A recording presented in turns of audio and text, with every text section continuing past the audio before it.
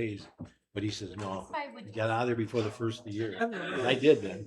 And sure enough, 1 year later, I got that 3% raise. Good evening. Pastor Ramos, would you please give the invocation?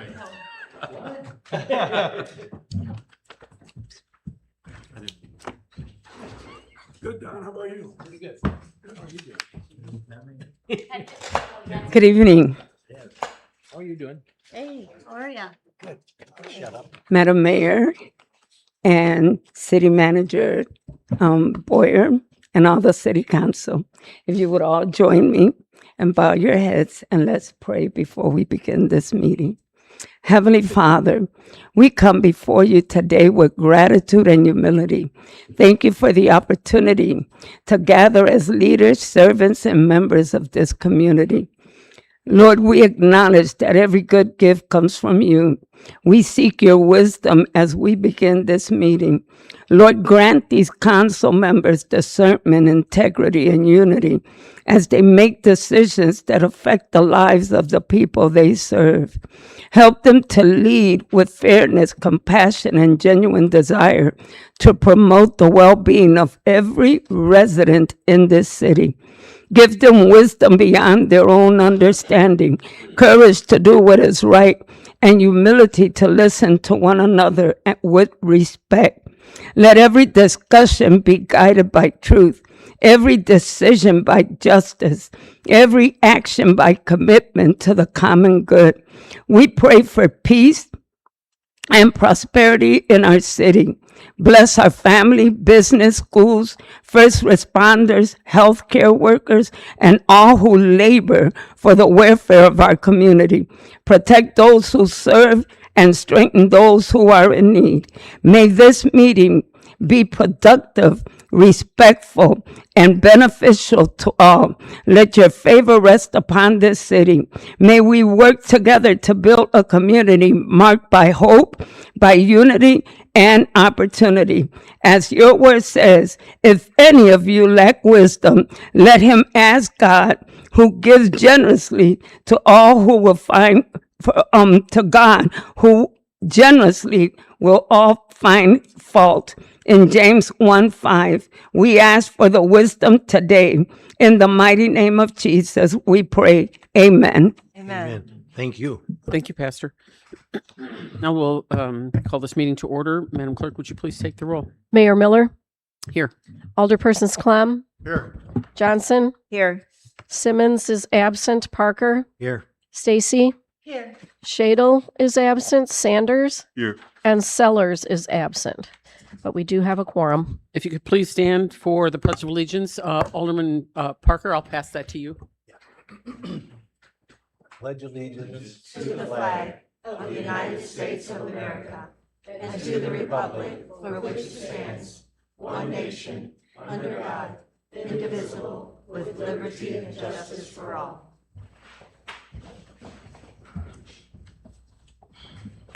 Item number 1 is approval of the agenda. Is there such a motion? So move. Second. A motion made by Alderman Clem, seconded by Alderman Johnson. All those in favor signify by saying aye. Aye. Opposed? That motion passes. Item number 2 is approval of the minutes from the council meeting on June 1st, 2026. Is there a motion to approve? So move. Second. Motion made by Alderman Clem, seconded by Alderman Parker. All those in favor signify by saying aye. Aye. Opposed? That motion passes. Public comment. Is there one signed in? Is it on an agenda item? Yes. Mr. Corbin? Yeah. Okay. Good evening. Good evening. I came here to address our city ambulance rate increase.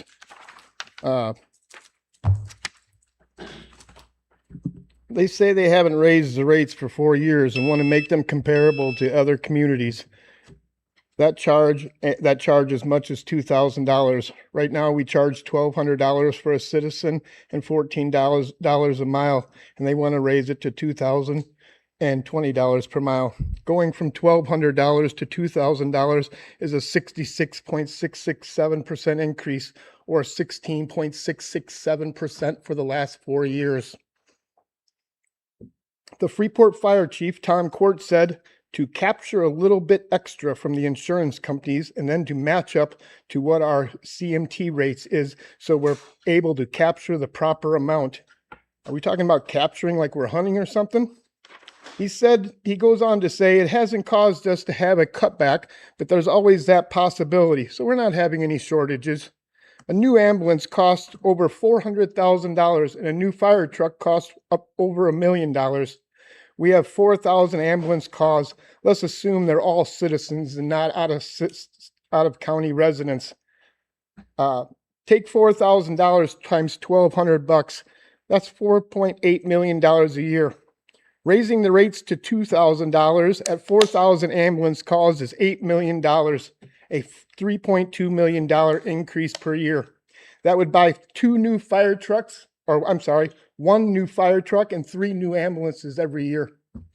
Maybe I was right the first time. 2 new fire trucks, that'd be $2 million, and 3 at 400 would be what, $3.2 million. So we could buy 3 new fire trucks, or 2 new fire trucks and 3 new ambulances every year with that increase. They act like this is free insurance money. We pay insurance premiums, and this is actually why our premiums are skyrocketing and our people can't afford health care insurance. Then say rather than increasing property taxes, this would only affect the users of the service. That's the sick, the disabled, and the elderly. Anyone on Medicare without purchasing a supplemental insurance like Advantage, if you just have the standard Medicare program, it owes 20% of this bill, meaning a trip that once cost you $240 will now cost $400 out of your pocket for that ambulance ride. And the additional money will go to our capital improvements fund that historically pays for the vehicles and facilities. Every Freeport home through their water bill already pays $38 to capital improvements and 9.98% to the City of Freeport Corporation out of our property taxes.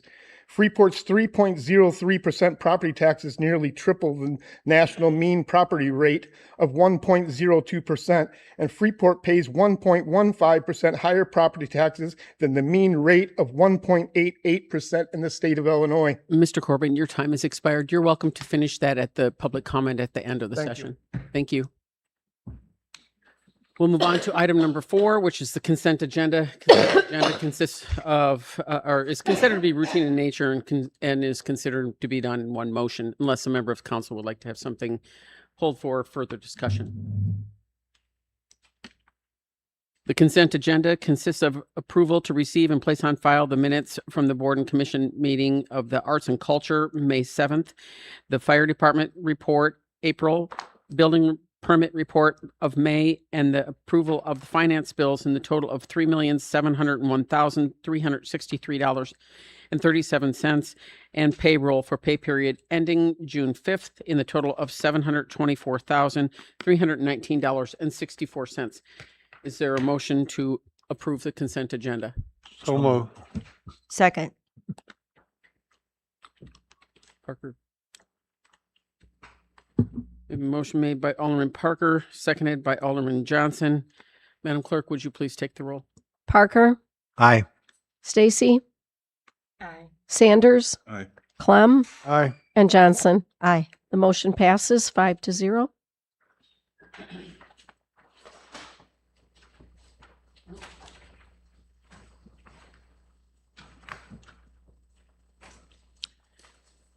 And item number 5 are some appointments. Could you please read those for the record? The appointment of Catherine Smith to fill a vacant seat for the Arts and Culture Commission effective through August 31st, 2029. The next 2 are reappointments to the Zoning Board of Appeals effective through June 30th, 2031 for Andrew Reeder and Ron Kane. Thank you. Is there a motion to approve these appointments? So moved. Second. Motion made by Alderman Johnson, seconded by Alderman Parker. Discussion on the appointments. Madam Clerk, Alderman Stacy. I do have a question, because you always ask if there's question. You choose these people, we have no say-so. That's correct. You have the vote of approving or not approving. So ultimately, you do. The mayor is the one that brings them before the council, and the council then either approves or denies. Okay. So, okay, Madam Clerk, please take the roll. Should I go back to Simmons since she was the elder person on the agenda who was to lead the votes? And then and have her call first, and then the next meeting will be Alderperson Parker. Okay, Alderperson Simmons. Parker, Aye. Stacy, Aye. Sanders, Aye. Clem, Aye. and Johnson. Aye. The motion passes 6-0. Item number 6 is the first reading of ordinance 2026-34. Could you please read this?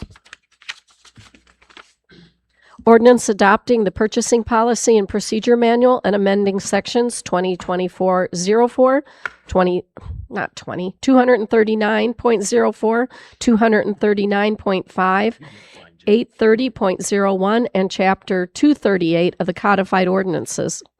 Thank you. Director Richter? Thank you, Your Honor. The purchasing policy was first discussed at the Committee of the Whole earlier this year in May.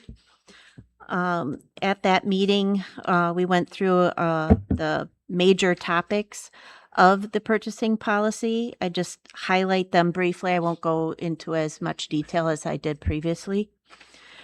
The objective of this policy is to ensure that public funds are spent efficiently, economically, impartially, while obtaining the highest standard of public trust and integrity.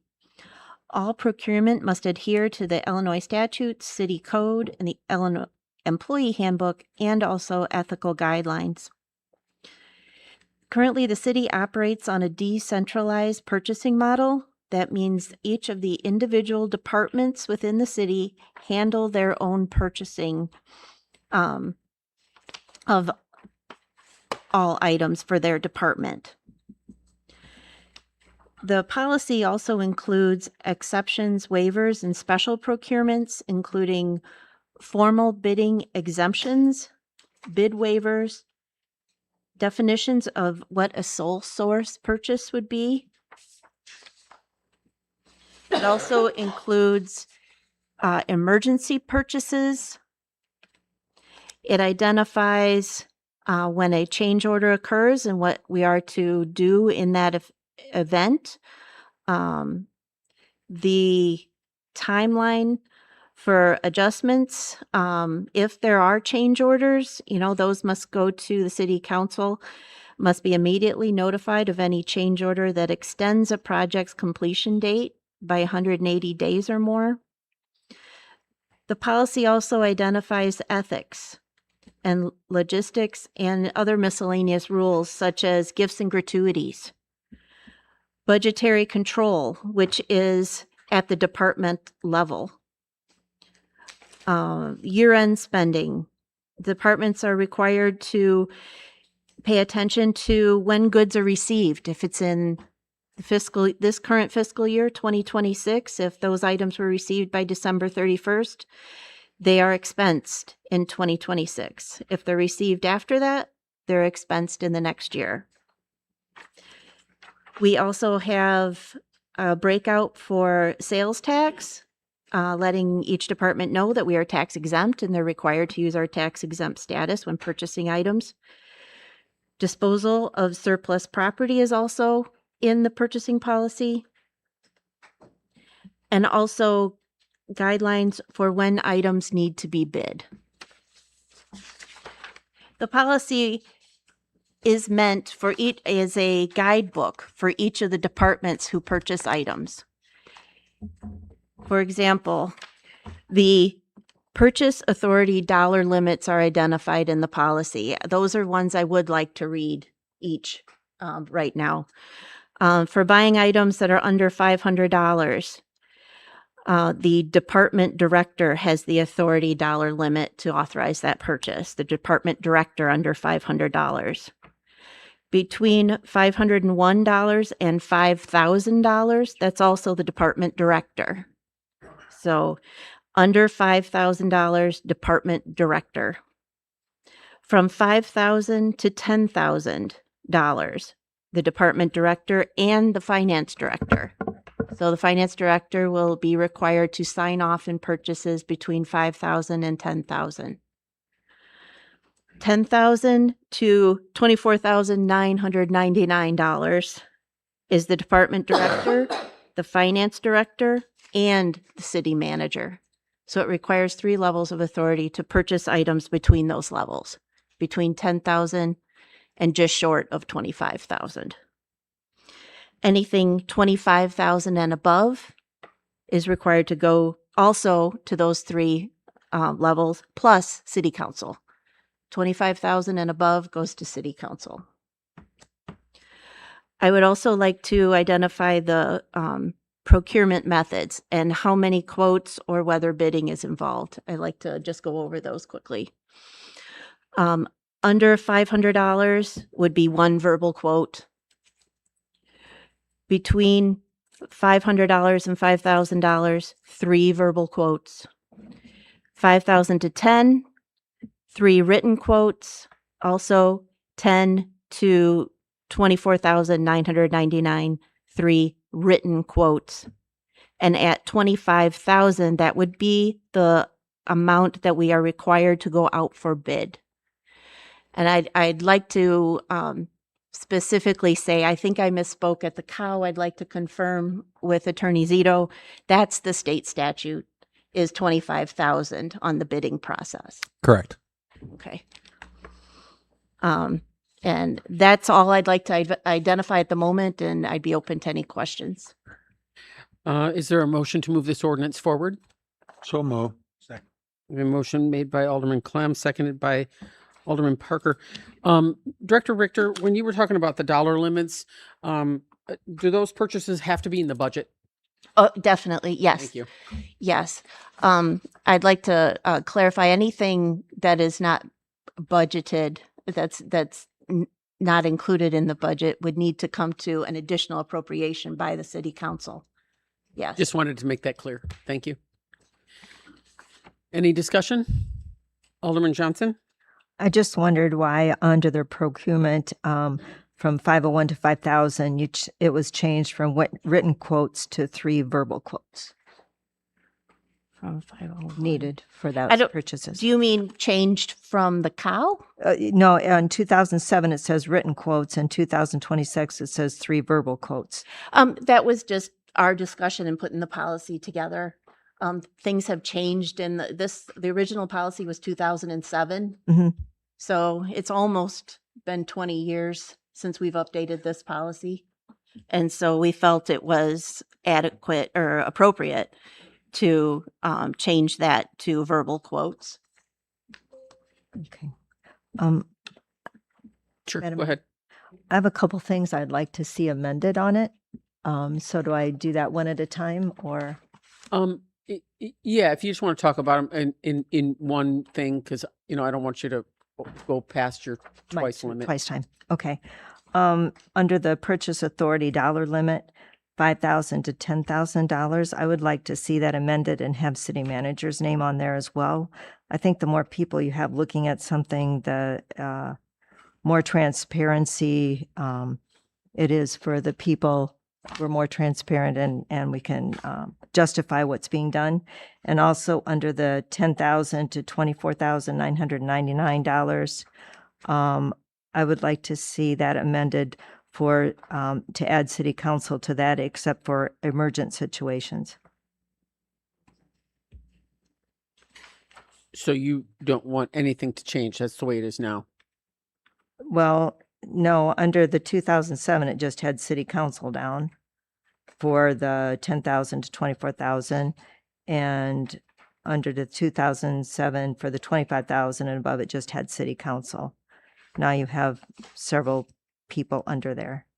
And I didn't change the 25,000. So it'd be just the 10,000 to $24,999. It would be department director, finance director, city manager, and city council, except for emergent situations. And then But Alderman Johnson, that is the way it is. that, That it's right now at 10,000, you already have that, and then it's approved by the council. on here on 2026, the change, it says department director, finance director, and city manager. Am I not explaining myself well?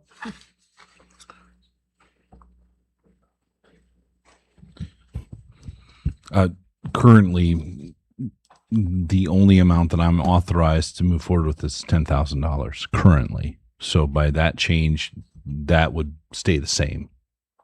So just be clear about that. Yeah. So, yeah, so in 2026, 10,000 to 24,000, it says the people that need to make that decision are department director, finance director, and city manager.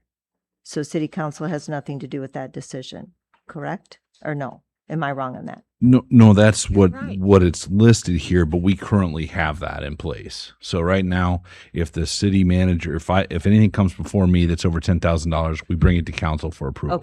Okay. So essentially, if we're going to add city council to that item, which is entirely your prerogative, that would effectively not really change anything on this purchase. Because you already do bring it to city council over Yes, 10,000. that's correct. Okay. I was misunderstanding on this sheet. then. It's just a different group of words, but it means the same thing. Is it doesn't- possible that we didn't have a city manager in 2007? did So not. that probably wasn't didn't. listed. Correct. We did not.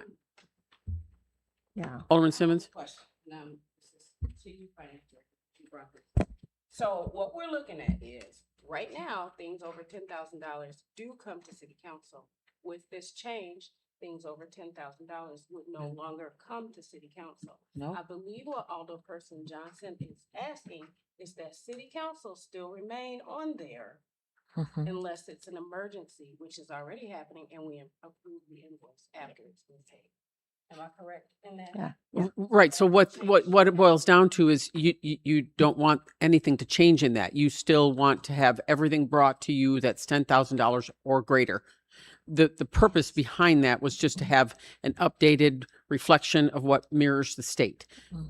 That was what mirrors the state is 25,000. If you don't like it, that's your vote. I mean, that's all this little piece of it is. You're right. Okay.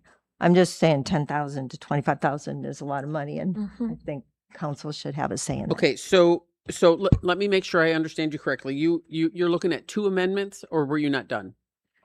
Yeah, just two. Okay, so your first amendment, you want to add the word city manager to the $5,000 to $10,000 bracket, Right.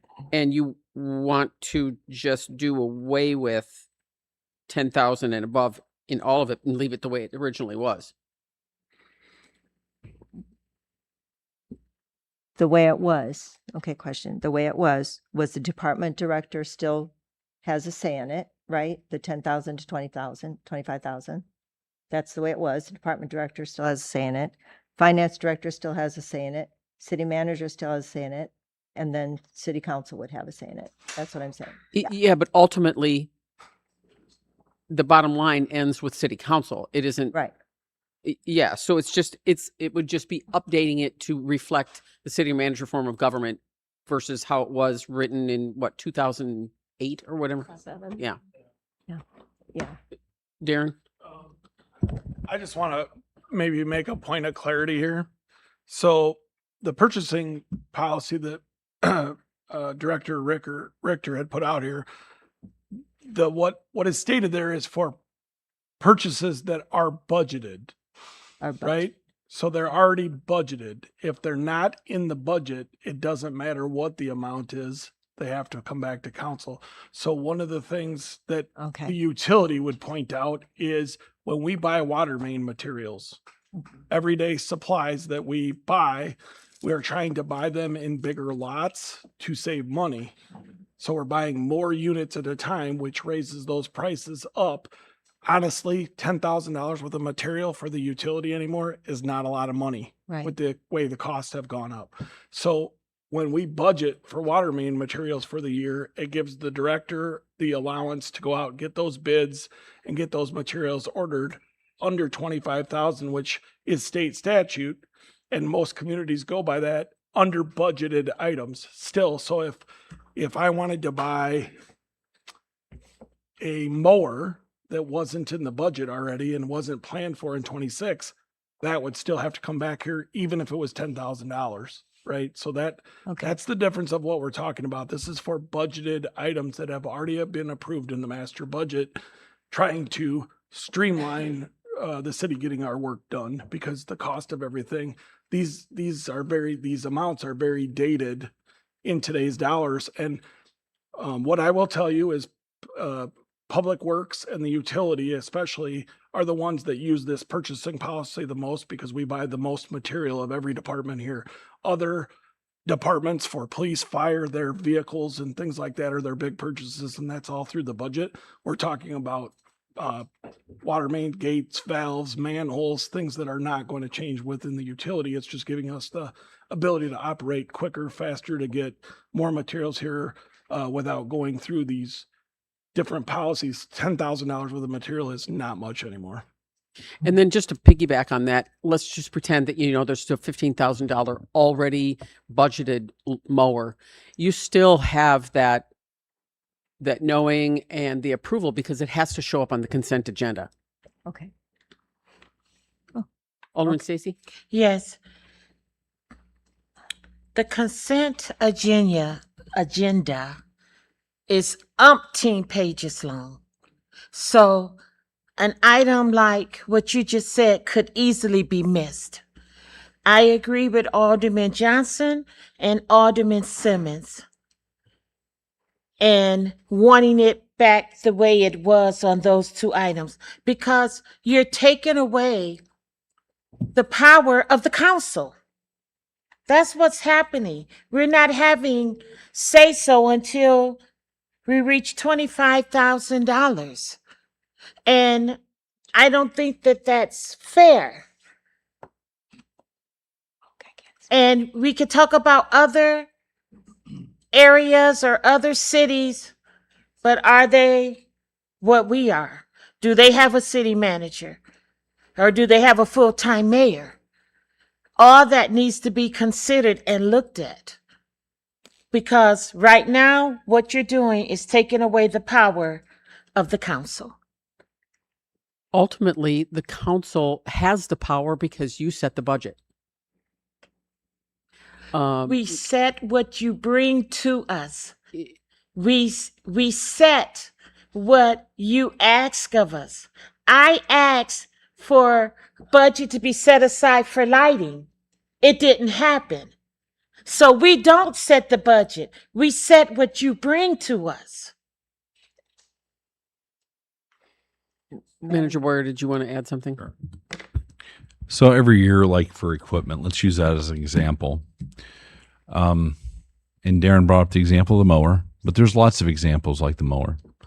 We might have budgeted to rebody a truck, and that might be $15,000 to $20,000.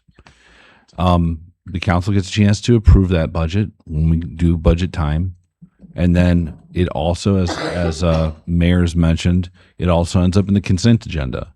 And sometimes the consent agendas get pulled for further analysis. So this really is only talking about items that we've moved forward within the budget. It's also items that can be pulled out for review by council. So it's council's prerogative whether you want to make a change or not. But I think in the interest of keeping business working efficiently, I think it's a good change. So. Alderman Stacy? Yes. I think it was probably a year and a half ago. It was brought to council to order 2 dump scoop things. Darren, what were they? Dump bodies? Dump bodies. And then they were never ordered, even after we approved. So, how do we know what's really coming and going if it don't have to hit the council other than the consent agenda? If it doesn't hit the council till after 25,000. Manager Boyer? That's really what those one-on-one meetings are for. Or, No, don't. Yes, go those there. are what the reason for those meetings. I mean, I'm sure Alderman Clem and Alderman Johnson can attest to this, but when we talk about what's going on, if there's a major expenditure coming through on council that is maybe a large amount, and we're going to be bringing it to council, we have an opportunity to discuss it at that time. So that's just a cross check. That's just an opportunity for more information without you having to read the entire consent agenda, right? So that's one answer. City to that. Manager Boyer. I'm- Actually, you don't have the floor.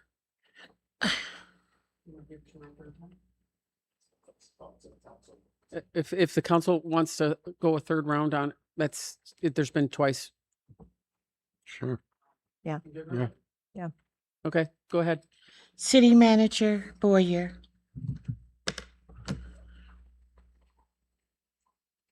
I just lost it.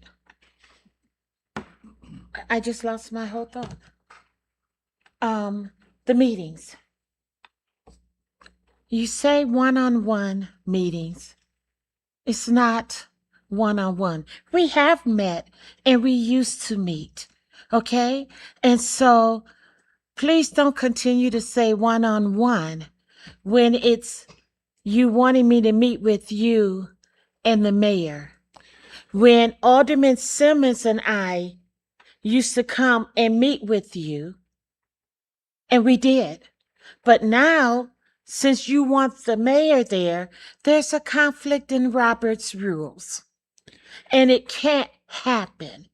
So don't say, please, don't continue to talk about, well, that's the purpose of these meetings. Because it's not a one-on-one meeting. And they used to happen, and you made it where that's not possible now. Manager Warrior.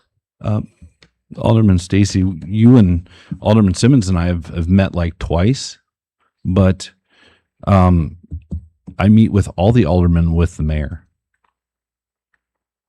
So that's not unusual. Not one-on-one then. That's correct. You are correct. It is not one-on-one. It's the mayor, myself, and the alderperson from that ward. Can I speak? Alderman speak. Sanders, yes. Yeah, all of that's happening on these one-on-one meetings with isolating aldermans in one particular meetings and things of this nature, that is not the appropriate way to do council governing. You cannot take individuals from council, move them and isolate them to make decisions that the whole council body is supposed to be able to inject their views and opinions and amendments and decisions. It does not steer from the projection of city manager. What needs to happen with council, because of the way it is being conducted in this fashion, is because we permit it to happen. There's no foundation to this structure, is the reason why we're going about things the way that we are going about it. And if we don't want to hear that these things about one-on-one meetings, then council has to change the way things are going. City manager is only trying to indulge us on what decision and appearances and things are happening, but council needs to set that structure up and set any kind of meetings at all before council, before any isolation of council members, to conduct any business, straight business with city managers, until we recognize collectively that it's inappropriate for us to be singled out or going into office with, especially if the mayor is there. That is a complete conflict of interest. If the mayor is with you guys doing that, she is not supposed to be there, or he is not supposed to be there. This is council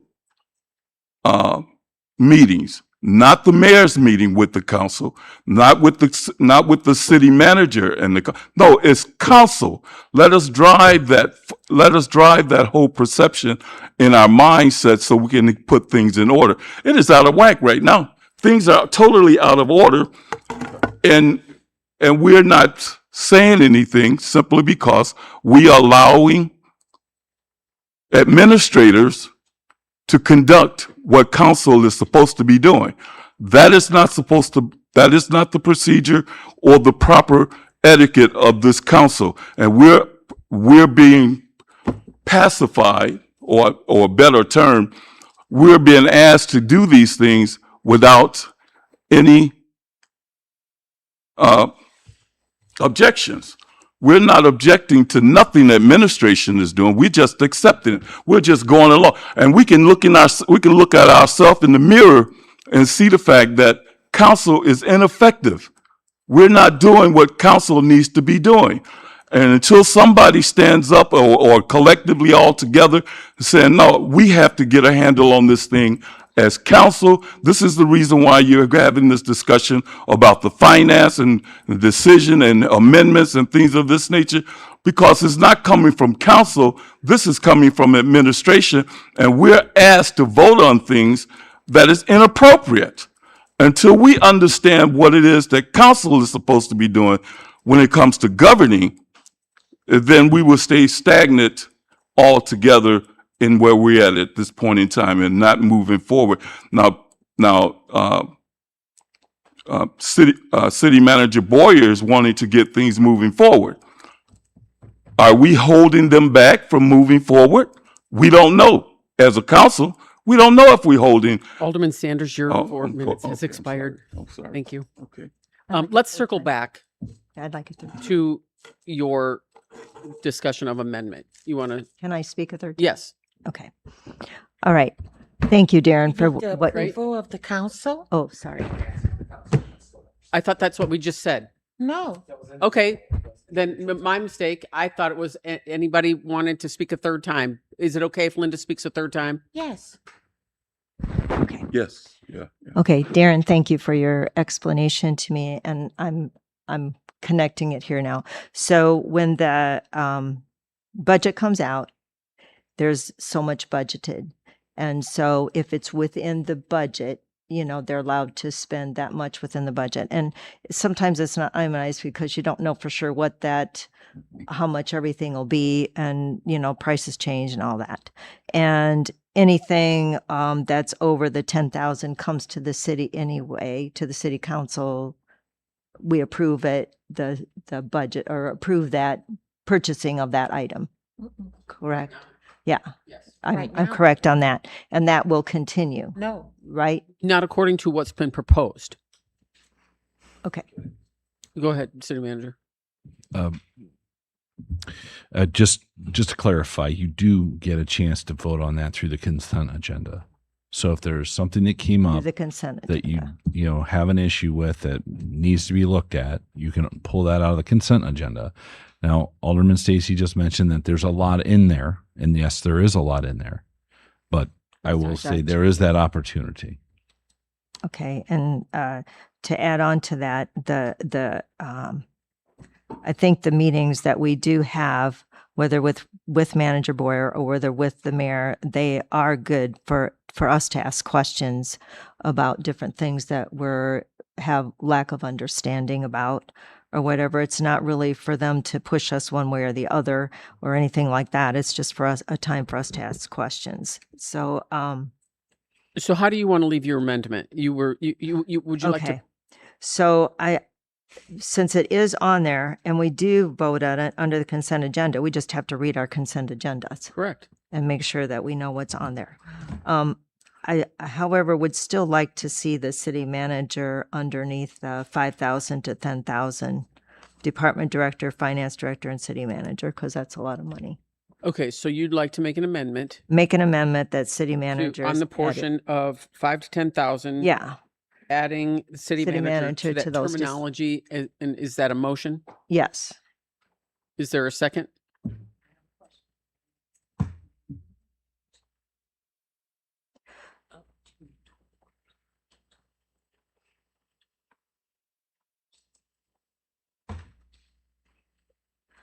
I think we'll just leave it the way it is because we do get to see it. So, okay. So there's a motion on the floor. Is there a second? Then it dies for a lack of second. Okay. So, yes. I'd like to just maybe give a different perspective. I can see how you can look at the numbers and say, well, it used to be It used to be 10,000 and now it's 25,000 for city managers portion. And you know, the math, it looks like we're giving him 2.5 times spending power. But I'm going to disagree a little bit on it taking away from council, with all due respect. I look at it more as an adjustment for inflation. I've sat here, I've been in bid openings for 9 years. I can see the cost of the projects going up. Concrete always just blows my mind. Nuts and bolts that now need to be made in America are 10 times more sometimes. I don't look at it as taking away spending power from council. Back in 2007, council looked at things that were over $10,000, but you could get a lot more for $10,000. I mean, sometimes 10,000. I mean, sometimes 10 times more when you're talking some of the nuts and bolts. Concrete has at least tripled in that amount of time. So you're still kind of getting the same project, the same dump body, the same equipment. That you're still approving the same mower that cost $10,000 in 2007 is now going to cost $25,000. So you're not, it's an adjustment for inflation, not removing anything from council, in my humble opinion. Alderman Sanders? Yeah, it is an opinion, exactly. But here's what the problem is. There's no oversight for finance budgeting or the spending power of a city manager or directors or anyone of that nature. We're just giving the power to these departments without oversight. That means that we're not justifying even the spending policy. I don't get how we just let departments just spend at will, because you can kill a city under $10,000 if it's a expenditure like that. But here's the problem: we're not getting to talk about anything procedural when it comes to financial budgeting or budgeting to purchase. We're not getting the opportunity to even have a location where council can actually go to an individual or department area and talk about these spending things, not administration, something totally independent of the council that can govern to help us understand where the monies are flowing, because all reports do not come to council when there's spending. All reports do not make it to our even knowledge to even know that these kinds of expenditures are needed and what they're for, and all of these. Council needs to be able to look at things from another perspective to know whether or not we are not mishandling the taxpayers' dollars and spending it frivolously, not putting the money appropriate to the locations where they're supposed to be. We don't have an individual that stands guard over the taxpayers' dollars. In other words, we don't have that mechanism where we can just come and say, where's the money going? There's nothing in council that says, where is the money going and how is it being spent? We're just being told what is happening, but we're not looking at it from another area. So we're told what is being spent, whether it meets the standards of the council or not. But the point is, there's no kind of oversight about the financial budget. That is one of the most important items throughout council, is the budgeting. That is your most important thing that we should have safeguarded for the citizens of this county. And until we adopt that kind of a policy or mechanism inserting it right into the financial department, then we just allow budgeting to just happen. And then any director that wants to come up and spend dollars, they can do so without any repercussions or any rebuttal about it. So in other words, we're like it was said earlier, we're giving all the power unto the departments without council able to scrutinize it. Well, if we have a department that scrutinizes every dollar, every penny, I don't care what it is, we have to know what that penny was spent on. We're not trying to spend the people money, taxpayers' dollars blindly and just giving departments the power to do so. What I am saying is there's no safeguards, there's no rails, there's none of these kinds of things. I'm not talking about certain individuals.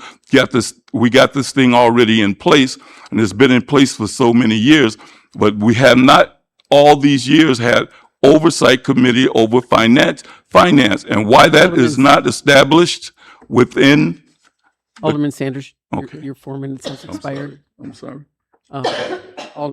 Manager Boyer. Alderman Sanders, you said there's no oversight. There is. So the oversight starts with the budget. Then department heads know what they can spend for projects that we've already defined and approved through the strategic plan. Then when those bills come due, our receiving process reviews the invoice for accuracy. When it's done or said to be accurate, then it goes to the finance department where it is in process for payment. Not only department head is involved, obviously, but the finance director is involved in paying all the bills. There is a lot of oversight. Then those bills come to you every meeting in the consent agenda, which you have multiple days to review if you feel like you want to review it that far. I see it. Okay. But also justification of spending that comes through the strategic plan, that comes through the budget process, that comes through the consent agenda. And at the end of the day, you have all the power. You have all the power. You don't want to pay a bill, you can pull a bill for review. You can decide that you don't want to pay it. You don't have to pay it. Okay. We are getting to talk. You and I used to meet, but we have not met in years. Okay. And if there's questions, I'm always available, and you can call me anytime. And I have answered calls from you not that long ago regarding various handicap placards. Okay. There's no location to talk about the administration. I'm guessing you want to talk with other alderpersons about it. That is at the committee of the whole. That is your place to talk about things. At the budget planning meetings, we have multiple budget planning meetings. We have multiple opportunities for the community to provide input. So there's ample opportunities to provide that. Okay, where's the money going? Okay, we have the largest surplus we've ever had in this city. We have the largest utility surplus we've ever had. We have auditors that do an audit that tell you where the money is going. And this year we're doing what's called an ACFR, which is a narrative that goes with the audit that will then help you describe to anyone in the city where the money's going. If the audit's not good enough, then the ACFR will be a part of this. Okay. All reports aren't coming to your attention. They are. They are coming in multiple forms on demand whenever it is you would like them. Okay. Where's the money going? Again, I mentioned it to you. We are spending it on projects. We are paying for payroll. We are dealing with emergency services. We are paying for police protection. We are paying for community development. We are getting grants. And I might add, we've received over $80 million in grant fundings in the last 5 years. Our budget is $27 million. And we've got $80 million in the last 5 years. Okay. So that's where the money's going. See the new water plant on Burchard? See the new water plant out at Forest Road? See a new wastewater plant over on Hancock? Do you see the 8.8 miles of roads that are getting built this year? Do you see the 3.5 miles we did last year? Do you see all the water main replacements? Do you see all the demos? That's where the money's going. Please do not make a point that the money's just disappearing. It is going to needs in the community that we have defined through the strategic planning process, which it would be great if you would come to those, because that would be a little clearer. Alderman Clem and then Alderman Parker. If I could, please keep in mind for all of us here, this is a first reading of this. If everybody really has any questions, let's get together and say, hey, I'd like to do this. I can completely understand the feelings on the consent agenda and something being in there. Rob just pretty well ran over all of the budget and that kind of stuff. Any changes in the budget we see and we vote on.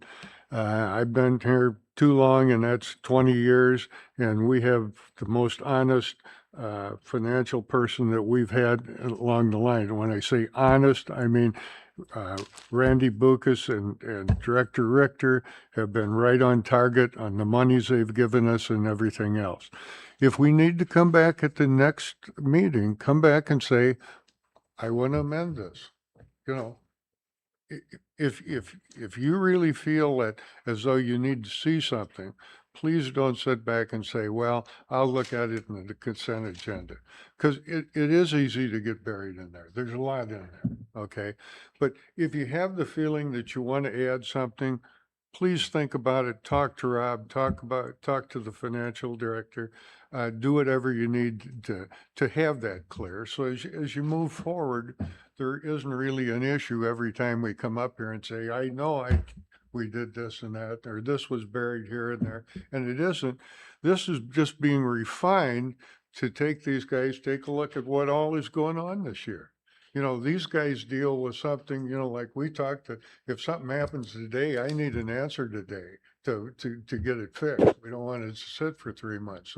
So we need that momentum to keep going. But I think there's an opportunity here for all of us that if we've got questions, take a look at it. If you want to amend it next time, please do. It's going to come back to it.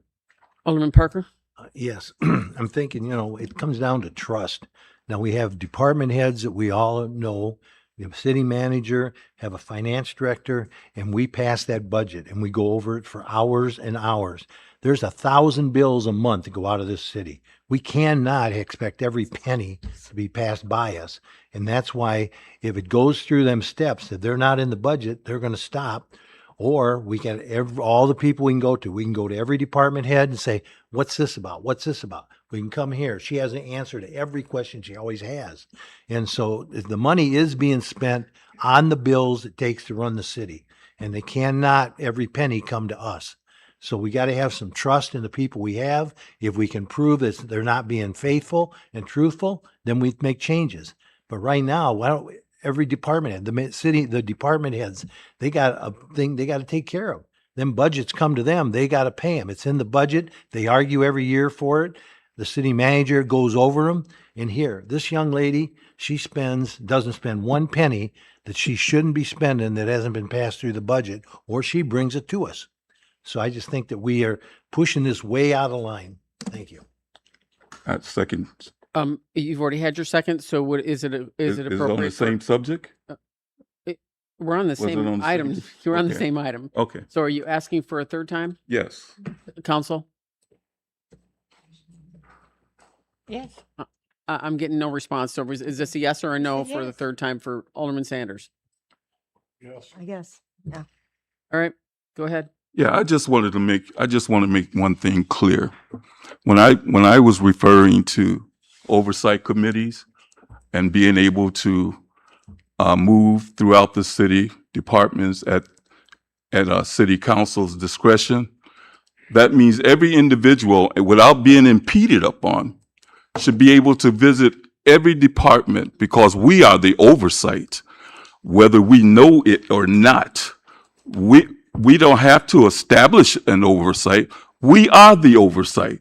And until we decide to want to go to any department, someone say that we're not. I just want someone to oppose that thought, because if that is the case, then we're derelict in duties if we don't feel that we're the oversight committee. We are, and we have the confidence to go to any department administrator and talk with them without being impeded upon. And my thing is, it doesn't matter whether we visit the Department of Finance, Public Works, city manager, or the mayor's office. It doesn't matter. City council does not have to have an appointment to visit these department heads. There's nothing in council got to have a structure where it says we have to make appointments to talk to anyone within the city council, within the city, period. And so until someone refutes that, then we have to recognize that we have the discretion to meet department heads, to talk to them individually on any subject matter, whether it's finance, utilities, or community, any of those forms. So if we're not doing that as council, then we're missing the point that we're the oversights who are the people who's supposed to be asking the questions, not receiving the dictation. Council does not receive dictation. We give what it is that needs to be talked about and directed toward administrative department. It is not the mayor, and this is where people are have the misconception that it's the mayor that's giving us our marching orders. We have the wrong concept of what governing is all about, and that's why I say when we're talking about the taxpayers' dollars, that's who you are. You are the oversight committee who has to guard every penny of a taxpayer's dollars, how we do it. That is how government is structured. We don't allow power to come from the administration to dictate unto the council. That is not how it's done. If you need to get a revision of how governing is supposed to happen, maybe we need another educational course, because a lot of us is just sitting here pandering whether or not what it is that we are supposed to be doing. But one thing for sure, you and everyone else that's in council are the oversight committee, whether you know it or not. But that's neither here nor there. I retreat. Attorney Zita would like to remind everyone what the rules of council actually are. Right. So just to clarify for everyone, that to the extent that an alderperson does have a question for a department head, that those questions per our rules of council are to run through the city manager. So you would submit your question to the city manager. He'll get it to the appropriate department head, and then they'll get their answers. And that is, I'm reading the city ordinances right now. It's not by council. That's disruptive. Please stop. Okay. It's not by council. Please that stop. Ordinance, Alderman Sanders. Okay, I'm sorry. Thank you. But I will So rebut that. Unless there's, Yeah. I think we have a motion to move this forward to the next council. So we have another time to discuss this. So we're good with that. Let's move on to item number 7, which is the first reading of ordinance 2026-35. Could you please read this? Ordinance providing for additional stop signs at the intersection of Broadway and Oak. Thank you. City manager. Thank you, Your Honor. The intersection of Broadway and Oak, there's a lot of people running very rapidly through that intersection, and it's been requested to improve safety. I believe we've had 2 accidents there over the past many years, and community has come around asking for 2 additional stop signs, and so staff recommends moving this forward to second reading. Is there a motion to move this forward? Second. We have a motion made by Alderman Clem, seconded by Alderman Johnson. Discussion on the ordinance. Alderman Parker? I drive through that intersection a lot. Who's asking for a 4-way stop? I believe that was Alderman, Darren, do you recall offhand? Yes. Last week, Miss Bradford that was in here that lives close to that intersection had noted that the traffic is very heavy there, and there's been a lot of incidents there, and we've been keeping an eye on that intersection. And I actually have some stats that I want to share from the last 2 years alone. Since January 1st of 2025, the police department had changed their software, so we really can't go beyond that time. But Chief Frosto pulled this. So since January 1st of 25, there has been 52 calls of service involving that intersection. Wow. There's been 38 self-initiated traffic stops at that location. There's been 2 vehicle crashes, including one that was a rollover that involved a hospitalization. and there's been 34 citations written at that intersection since September 16th of 2025. So obviously with those statistics, the traffic is moving way too fast from Galena onto Broadway, creating an unsafe situation. And Public Works reviewed that, where the best spot would be to help slow traffic. And that's the only intersection except for an odd dog-legged intersection to actually slow traffic down. This would be my first step to do this. And if this doesn't work, then I would come back and ask for a three-way stop at the dog leg as well. But we do need to slow traffic in this. It's a very condensed area, and there's more.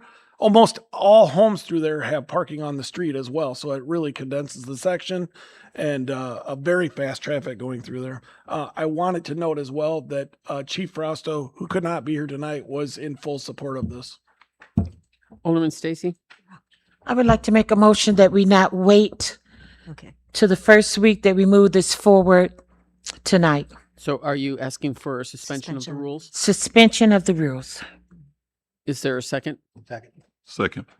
We have a motion made by Alderman Stacy and seconded by Alderman Parker for suspension of the rules. Suspension is non-debatable and must pass by 2/3 majority. Madam Clerk, would you please take the roll on the suspension only? Simmons. Aye. Parker. Aye. Stacy. Aye. Sanders. Aye. Clem. Aye. And Johnson. Aye. The motion passes 6-0. Then before you, council, is the final for this ordinance. Any further discussion? This can get passed this evening. Alderman Sanders. Since there's been a suspension of the rule, there's not much to chatter about. I just want to say that whoever's making that study, if that was you, Director, that's a great move, because you're absolutely right. It was bound to happen eventually. It just had not happened back then. Maybe we had incident. Maybe we've had some, but has not heard about it. But what I'm saying, what I concur with, is the fact that it's brought attention and awareness to a situation like that. And I don't know who can do these types of studies around the city to determine what is effective when we're protecting the citizens at these crossing areas and things of this nature. I don't know who's doing these kinds of studies, but I think we should incite ourselves a little bit more about it, be a little bit aggressive about it, even that much more. So yeah, that's all I wanted to say.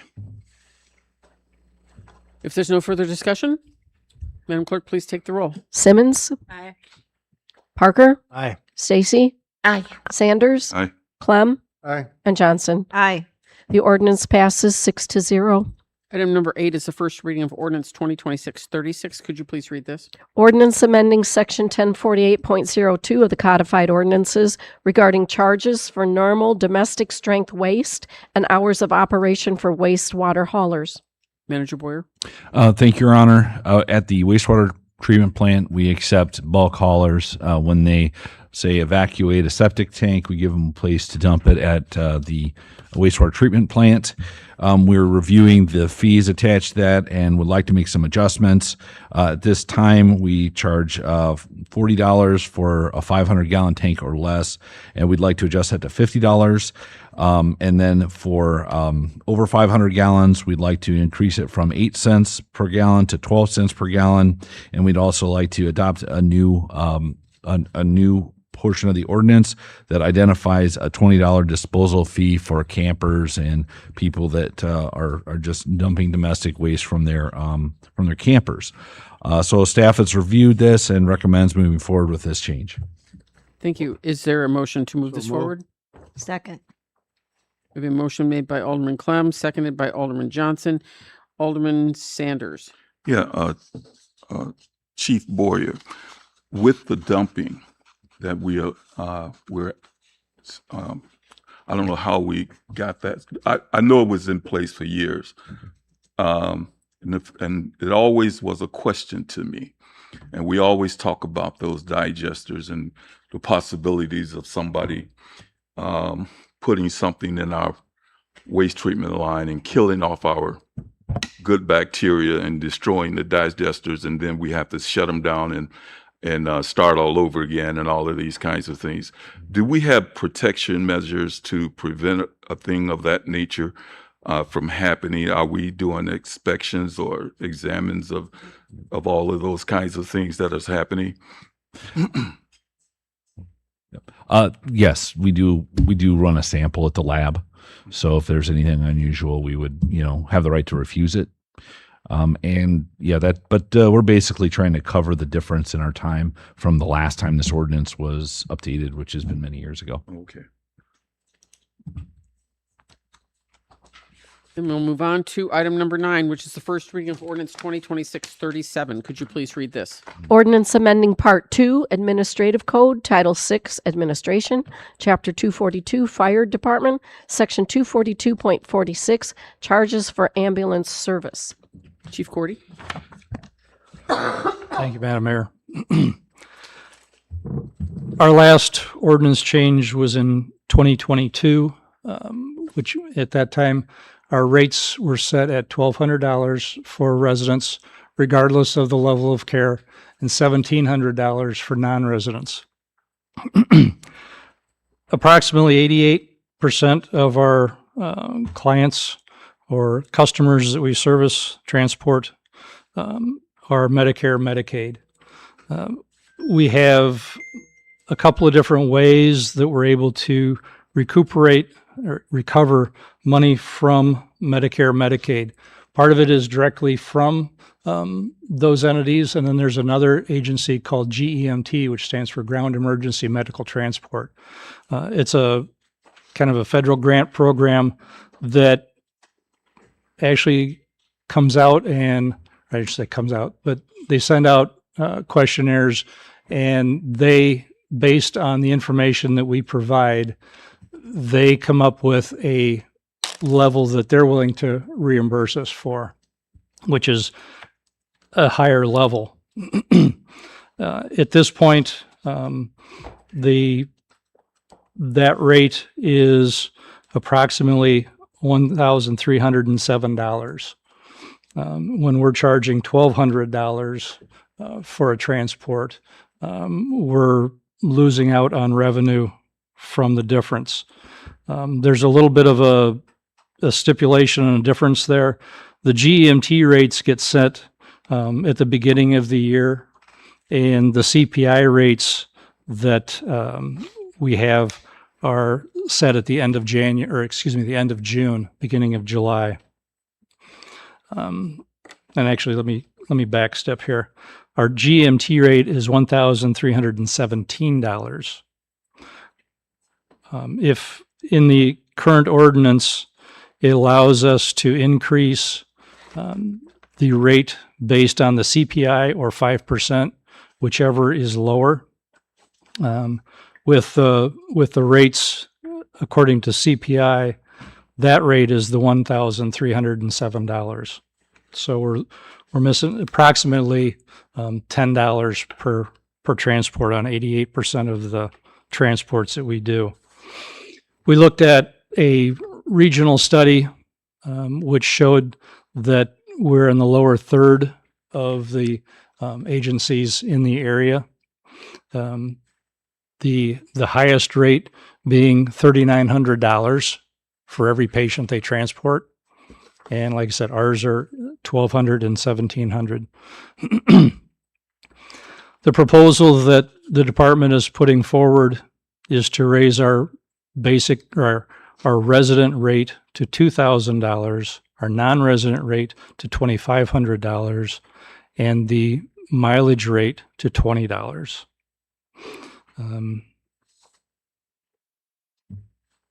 So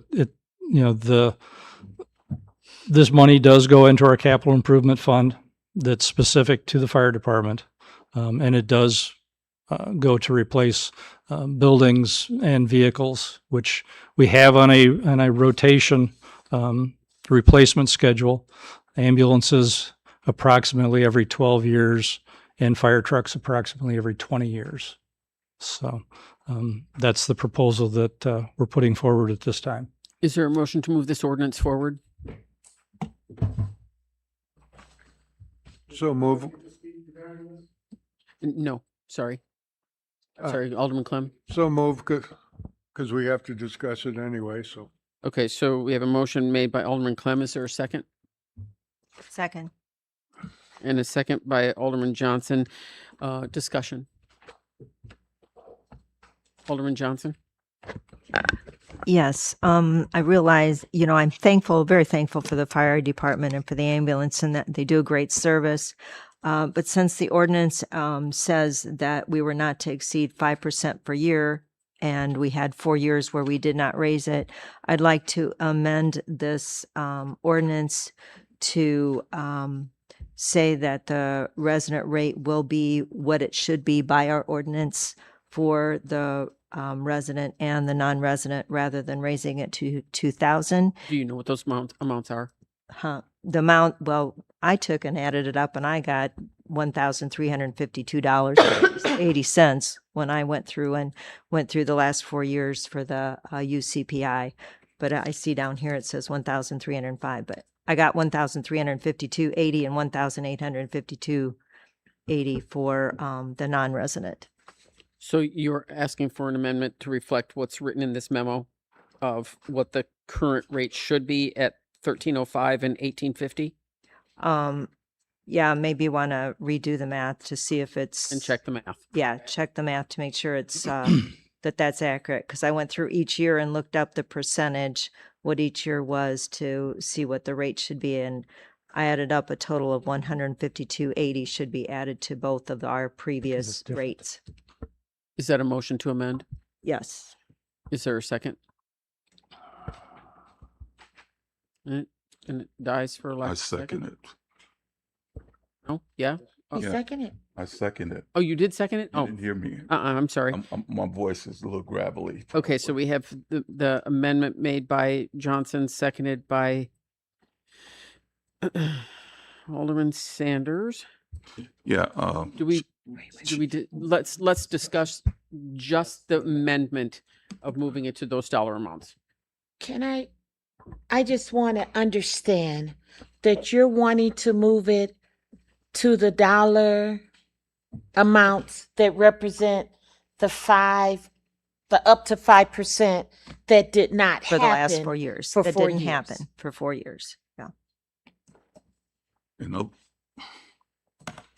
Alderman Sanders? In other words, we shouldn't be expecting too much of a change in that ordinance structure with the up to, because what we're saying is, does it do the city or the constituents of this community to have a rate charge like that? Because you're only going one way, and that's a very, very costly amount going one way for that kind of dollar.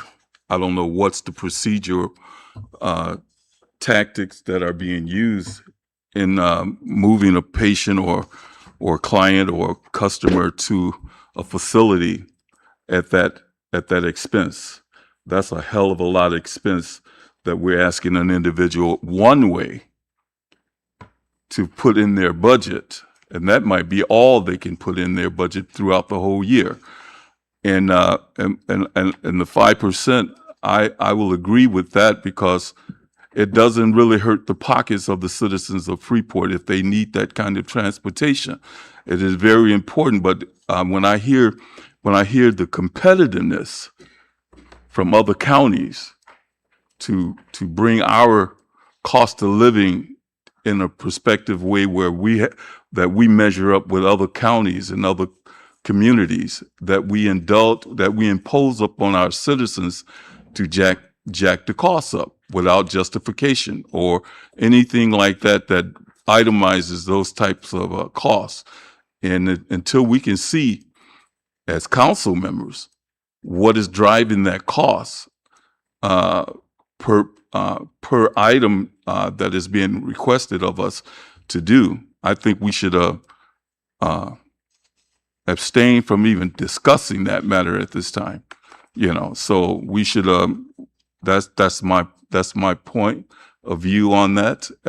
We can look at it from another perspective, but I think we should all get together and find out whether or not this type of action is really necessary and really needed for the people, imposing this kind of financial strain on people here in this county or in this city or county, period. Yeah, because we're asking the. But anyway, I just wanted to inject my perspective on that. So, Alderman Stacy. Who is responsible for this 5% that did not happen? Why did it not happen? Why wasn't it added to the budget? Who is over that? And who failed to make that happen? I assume it was the fire administration. I do not know that. But ultimately, it comes down to our department to advise finance and our billing company on what the charges are. Okay. I have another. May I use? I know from last year when something happened and all this was discussed that 46% of every call goes to the fireman capital account. Mm-hmm. And 54% of every fireman's call goes to the city capital account. And so instead of raising rates, maybe we need to reverse that. Maybe 54% need to stay with the fire department and 46% go to the city. That's really a budget discussion that has absolutely nothing to do with this amendment. I know, but I'm just saying, aren't we weighing differences here, like what we can do to make a difference? Go ahead. So right now, what's on the floor is just Alderman Johnson's amendment. However, once you guys vote on that, whether that fails or passes, then we'll get back to the underlying motion, which Okay, then this so I would, need that was to more wait for about the the underlying motion. Okay, so scratch that, because I'm coming back. yeah, let us go ahead on and do the voting. But Go through the voting percentages, process. No, percentages he said of I could what in goes the to the fire underline. department versus general fund is not what this ordinance is about. Yeah. It's not. So let's stay on track. Yeah, let's just target the Let's go amendment. back to this amendment Yeah. that has been first and second for, instead of it going from 2,000 to 2,000, it goes to 1,305. Instead of going to 2,500, it goes to 1,850. That's what's on the floor. So if there's any further discussion on that, Chief? Yeah, the only addition I wanted to add onto that, the CPIs, the medical CPI, which is what we have to use for that, is a little bit different than what the general public rates are. And then, like I had said earlier, we also have a rate that's set by GEMT, which they will reimburse us up to if our rates are at that level, which is right now currently $1,317. Okay. That gets set at the beginning of the year. The CPI doesn't get set until I think it's June 30th of each year. So we're running 6 months behind every time. So the idea behind this was to get ahead a little bit, because we also don't know what those rate increases are going to be every year, so that we aren't missing out on revenue that we could be utilizing. Alderman Johnson?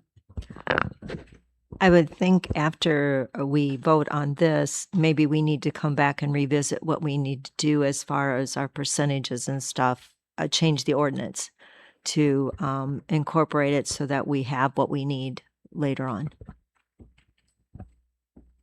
Okay. Alderman Clem on the amendment? Yeah.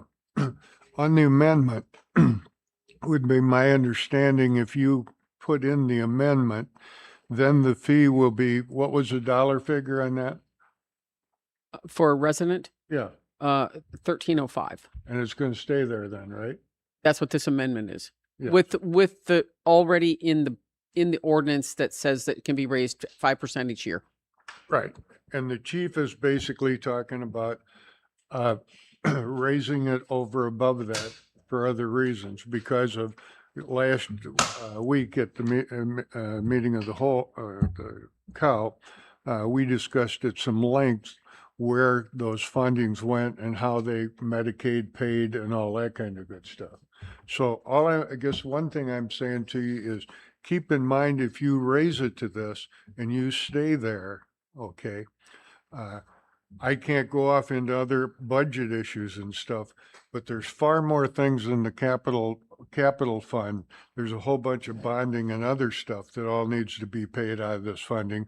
So I guess what I'm saying is, if you stick to this, okay, you're going to extremely limit the amount of funding you're going to bring in. I'm not saying that it should be $2,000. I'm not saying it should be $10,000. Okay. I can give you an example simply because so you keep things in line here. My wife took a little trip. The ambulance came from Rockford to Freeport to Chicago to drop her off, and the fee was a mere $11,500. And it was far more, Chief Miller and I talked about it at the time, it was far more per mile than what we have set up. I'm not here to tell you that going to the hospital for $1,300 is a deal. I'm not saying going to the hospital for $2,000 is a deal. But keep in mind, if you really restrict this, you got to take a look at where the mathematics is going to come for the whole rest of the department and stuff. Manager Boyer? I would like to just thank Chief Cordy for doing a very thorough job and presenting a very complex and difficult to communicate issue. I will just point out at what Chief is asking for or advising that we move forward with, that would simply put us between Oregon, Illinois, and Belvedere. We would still be less than Boone County, Cherry Valley, Northwest Fire, North Park, New Milford, Black Hawk, and Rockford. That would basically place us in the middle. And I think that's a fairly reasonable approach, especially given that everybody below us would be like Leaf River, Byron, Duran, Pecatonica, smaller communities, that may not be as professional as our department. So for what it's worth, I feel like this is a good compromise, moving things in the right direction. And bear in mind, if we allow rates to continue to essentially inflate away, then we will have less and less opportunity to not only maintain our professional department, which is very much is, and keeping our equipment up to speed. So I just wanted to share my thoughts on that. Okay, so let's go back to what's the motion on the floor. If we're ready for a vote on the amendment. Yeah, we are. Madam Clerk, please take the roll on the amendment only. I'm sorry. That would be, again, Yeah, just to the, move from 2,000 to 1,305, from 2,500 to 1,850, making sure that the math is correct. Simmons, Hold it. It's already called.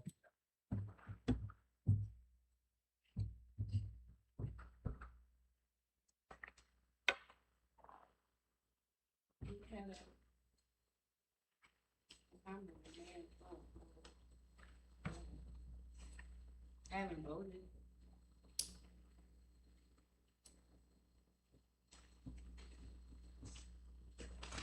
You're not allowing him to. Mayor, hold it. Can I? Well, the procedure is once it's called, it's called. Yeah, it is.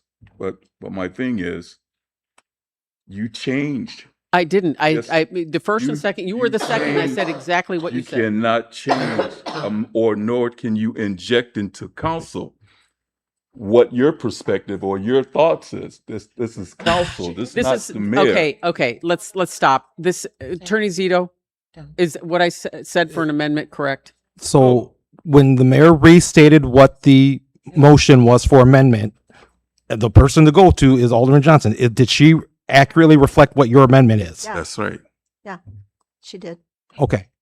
Does that satisfy your concern? Did you think that she I said something felt that the different? Mayor spoke out of turn is what Well, I'm what you speaking. felt is not Okay, accurate in that's what I'm right saying. now. She's the I chair. Sort of the- She I has the know chair. she did because she's not supposed to be talking while she's making the motion.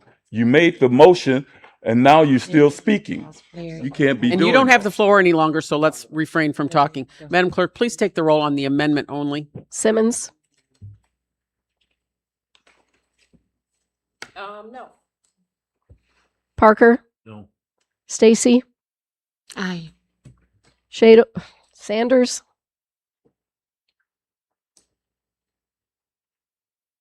You seconded, you have to say yes. I know. Yes. Clem, No. and Johnson. Aye.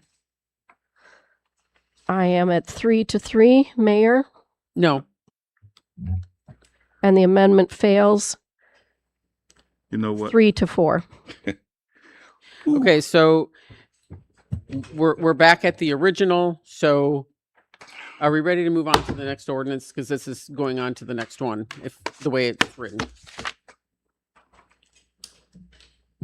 Okay. Then we'll go on to item number 10, which is the first reading of ordinance 2026-38. Could you please read this? Ordinance amending Part 2, Administrative Code, Title 6, Administration, Chapter 242, Fire Department, Section 242.54, Charges for Lift Assistance. Thank you. Chief Cordy? Thank you, Madam Mayor. This ordinance is to change an ordinance that has been on the books and has been passed by the state of Illinois for us to charge facilities for lift assists. We currently charge $145 and it based on half-hour increments. The proposal is to change it to $150 at a straight fee, regardless of the amount of time. This is not intended to charge residents in their homes or in the public for lift assists. And lift assists is when somebody's fallen, can't get up, basically. It also includes ambulance services that either don't provide enough help to move their own patients and require us to help. But it's only intended, excuse me, for facilities, nursing homes, hospitals, assisted living facilities, where the resident is paying the facility to provide service and they're not able to provide that. And then they rely on the fire department to provide that service for them. Chief, what was the current amount? It's $145, but we charge it in half-hour increments. So it was $72.50 every half hour. And your proposal is Was $150 without any time limit. without no okay. And this would just be to facilities. Facilities and other ambulance services. Okay. Is there a motion to move this forward? So move. A motion made by Alderman Clem, seconded by Alderman Parker. Discussion. Alderman Sanders? Yeah, Chief, at these facilities, this lift assistance, Mhm. at these facilities, are we, before we accept these kinds of things, are they considered under emergency power of the city or to help at these facilities, or is it that we have how do I want to put it? We had this mechanism in place for those facilities. But what about ordinary residents? Is there a separate policy, ordinance, structure, anything like that for No. lift assistance? For a resident in their home, or like I stated, in the public, it's a free charge. Or I should say free charge. It's free. Yeah. to any resident or anyone within the city limits of Freeport that's not in a residential facility. It's free. We do not charge. Is it based on insurance at these facilities? It has No. no base. Is it just plain hard cash, or write a check out, credit card? Well, it's no. How do we do We that? don't charge the resident in the facility. We charge the facility. Oh, the facility. Yes, Oh. not the residents in the facility. The facility. I got you. Okay. Okay. Nice. I Alderman Clem? understand now. Chief, could you tell me how many of these we do a year? But just a ballpark. Ballpark. As far as residential ones, we probably do No, a dozen. I was, okay. Yeah. No, go ahead. I'm sorry. Didn't mean. Residential ones, we probably 10 to 12 a week. Okay. Facilities, probably 6 or 8 a year. It all depends. It runs in streaks. We also have a ramp system that we've utilized with other ambulance services before. If there's a patient that they have that takes extra manpower to move, we purchase these ramp system that we can put through the doorways, so we're not having to try and carry a large cot out through the doorway and then up and down stairs. So that's one of the situations where we've billed another service for a lift assist. And that usually we've done it with probably 6 or 7 of our personnel. So it's not always just a 2-person job for 5 minutes.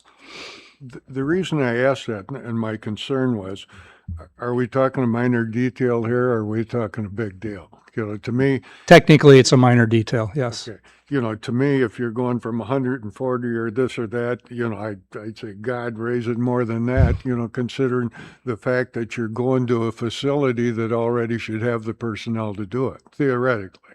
Correct. That's the only reason I asked the question. So, Yes, and that's why the state of Illinois passed a law to allow us to do that. Because we were a home rule, we had already had that ordinance in place, but now that everyone in the state of Illinois can do it. Okay, thank you. Appreciate it. Okay, we'll move on to the next meeting. Item number 11 is the first reading of ordinance 2026-39. Could you please read this?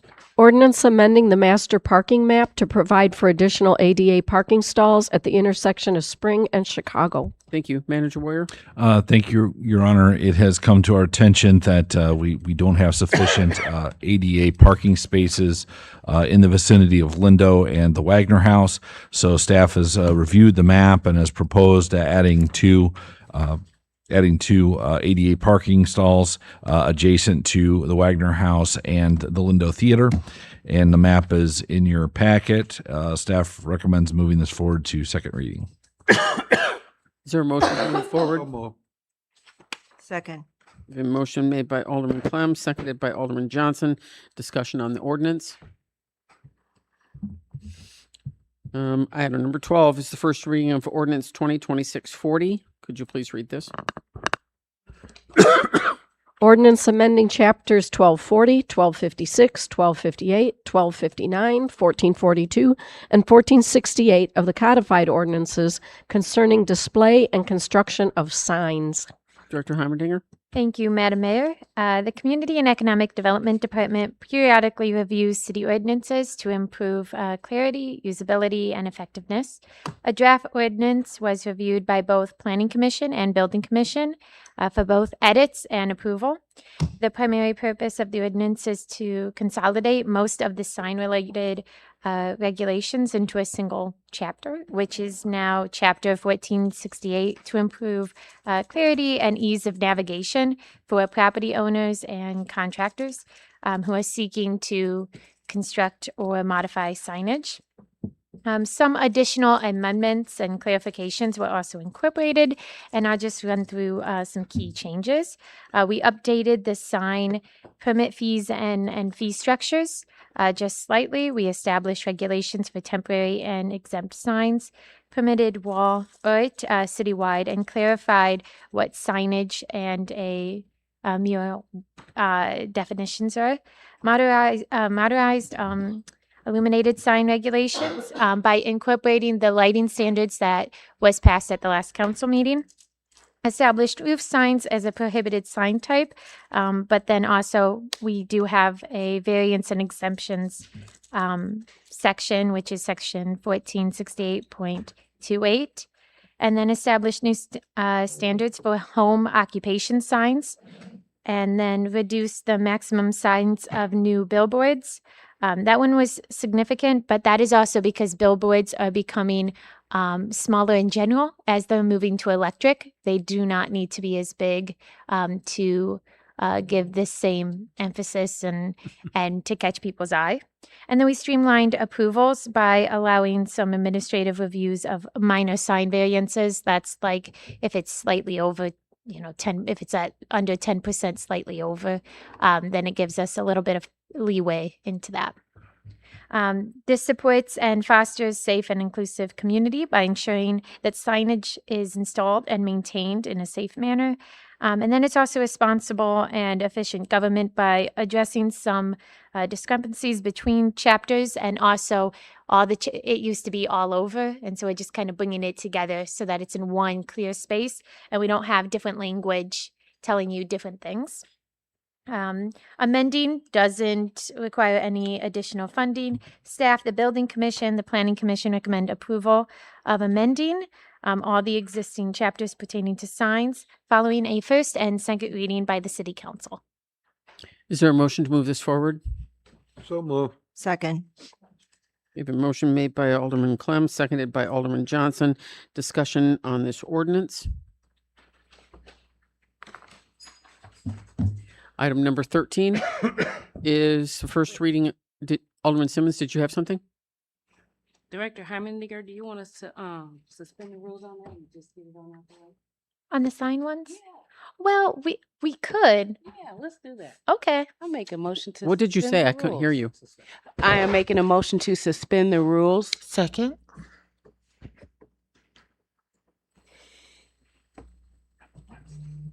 And just so you, Alderman Stacy, were you the second? Mhm. Okay, before you is the suspension of the rules. Again, it's non-debatable and it's passed by 2/3 majority. Madam Clerk, would you please take the suspension only? Simmons, Aye. Parker, Aye. Stacy, Aye. Sanders, Aye. Clem, Aye. and Johnson. Aye. The motion passes 6-0 to suspend. So before you is the final passage. Any further discussion? Madam Clerk, please take the roll. Simmons, Aye. Parker, Aye. Stacy, Aye. Sanders, Aye. Clem, Aye. and Johnson. Aye. And the ordinance passes 6-0. Mayor, before you move on, I have a question. Because for the parking spaces, I just assumed Clem or someone would suspend the rules. Is it possible for us to go back to that? How would I do that? Let's take a council vote. Like, how would I motion to revisit, or like, what would I do?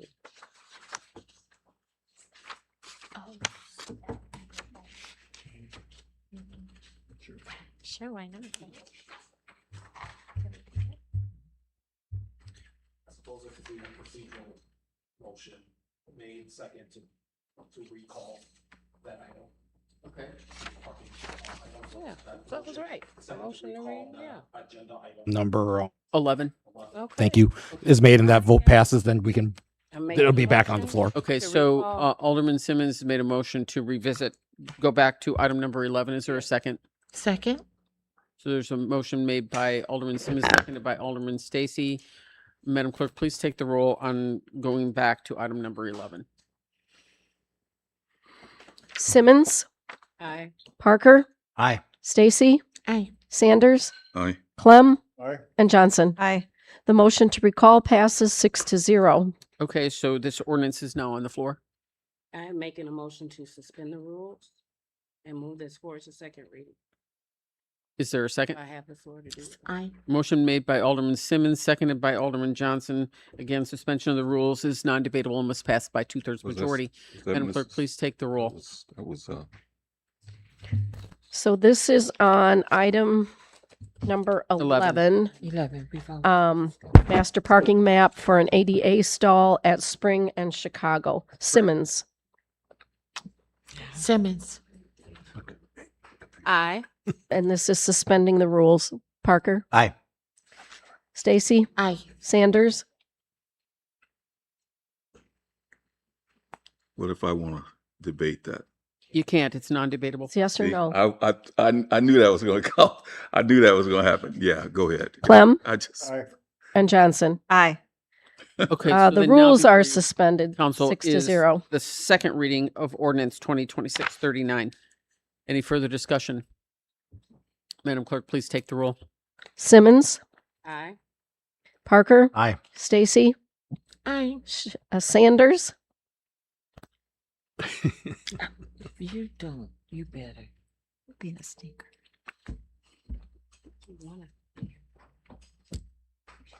what kind of gum you eating? Come on, Mr. Please Sanders. stay I'm focused. I am focused. Come on. Okay.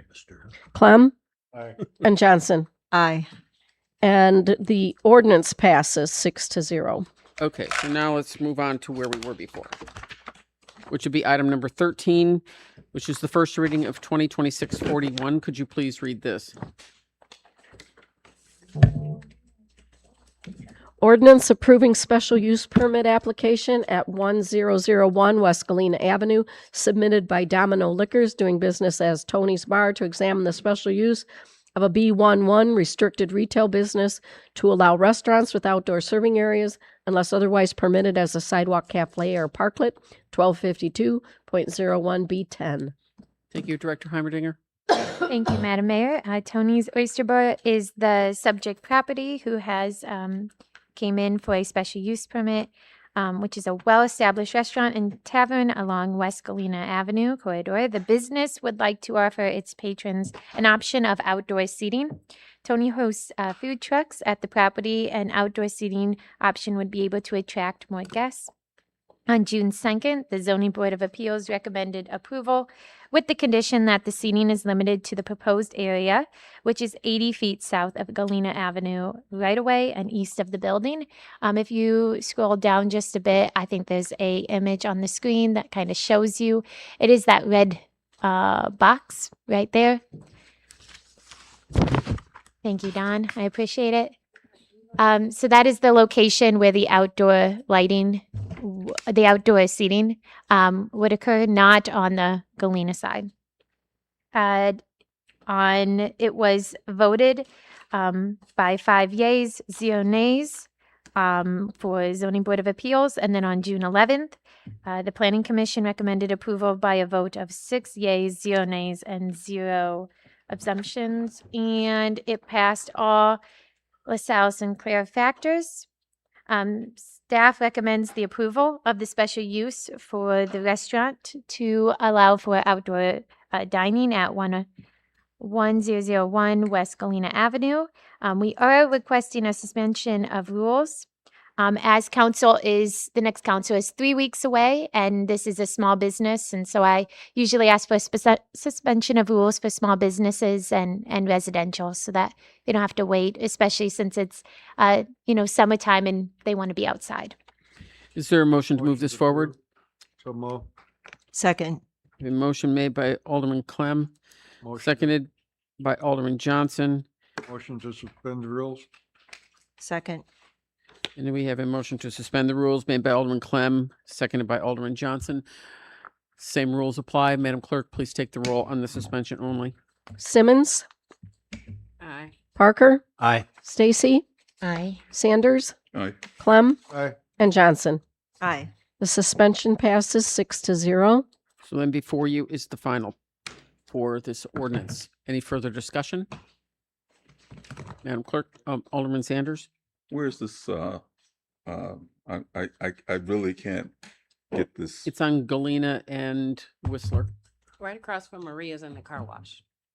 Galena and Whistler? across from Maria's Pizza Yeah. and the car wash. Oh, okay. Okay, Maria's Pizza. There's a car wash up there? You say car Mr. wash? Sanders, it's Oh, on. wait, oh, okay. I know where it is now. Okay. Madam Clerk, please take the roll. Simmons, Aye. Parker, Aye. Stacy, Aye. Sanders, Aye. Clem, Aye. and Johnson. Aye. And the ordinance passes 6-0. Item number 14 is an update on a request for an ADA parking stall on West Broadway made during the public comment at the committee of the whole meeting. Manager Boyer? Thank you, Your Honor. At the last committee of the whole meeting, one of our residents came in requesting this parking space, having also noted that she had requested it in the past. And in looking into it, it was approved by council on April 1st. For whatever reason, the signage was not installed, so staff will be installing that right of way. Darren, did you have anything you wanted to add to that? Yeah, I would like to apologize to Miss Shanae Bradford. It, like Rob said, it was approved prior and we didn't get the signage up. She was correct, so we went ahead and moved forward with ordering the sign and doing the locate. So I would hope that the sign would be put up yet this week. But again, our apologies to her and thank you for her bringing it to our attention. Just something that slipped through the cracks. Thank you. Reports of department heads. Finance? Thank you, Your Honor. I would just like to let council know that in July, we should be having the presentation of our audit for 2025. And as Manager Boyer referenced, it will contain additional details. As we put it together, it's called an annual comprehensive financial report. It'll have a lot more statistics and information about the past year and the future year for the city of Freeport. Thank you. Community development? Thank you. I just wanted to announce Freeport Fine Fest is this week on Thursday, Friday, Saturday, June 18th through the 20th. We have 150 garage sales registered. You can find them either one of two ways. The first way is that you can use the Google map, the Freeport Fine Fest Google map. And if you click on the pins and you click, you can expand the details and know when all individual sales, what days and times they're available. You can also, in addition to that, we have a PDF map. So if you don't really want the Google map, if you don't really like that one, we also have a PDF and it lists the same thing. It also lists, what every individual sale is gonna be offering to you. So hopefully you can go out and do some shopping and find some great finds here in Freeport. Thank you. Public Works? Just a few project updates. The municipal parking lot, the infamous missing drains should be cut in later this week. They are actually under the pavement, so we won't be installing them. They're already installed, and so that should fix all the issues. It was repainted over the weekend and looks pretty good, and hopefully we'll be able to get that opened up pretty soon. We have railings to install and the fence coming yet, so that should end up wrapping up that project, other than the electrical panel that's still on back order. Tomorrow we'll be paving Concord from Cimarron to Laurel. Shaping is left on the other section from Laurel to Middlebury.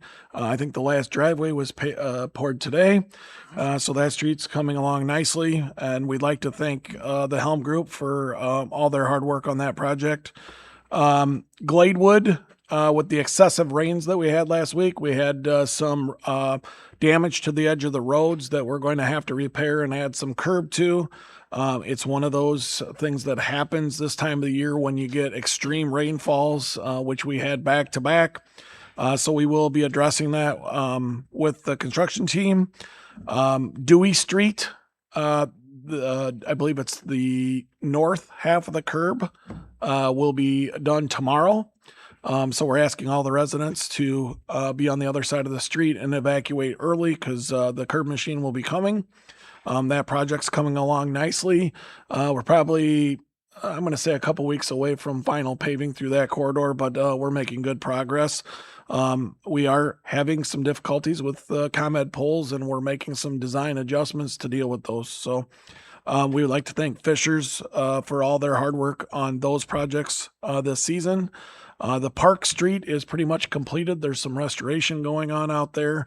We will be moving to Carroll, Dewey, and I believe Benson shortly. So lots of busy works on the streets this year, trying to keep up with it all. Fire, Nothing, Your Honor. please. Nothing, Your Honor. IT? City manager? Just one thing I would like to highlight, and Darren, feel free to jump in on this. We are looking at some pretty extensive issues with the collection system on Benson. So just bear in mind, we have a number of streets where we're seeing collapse of the sewer system and or the stormwater system. So I anticipate we're going to have to contend with some of those things, the scope of which is not fully defined right now because we haven't put the camera down there to visually inspect it yet.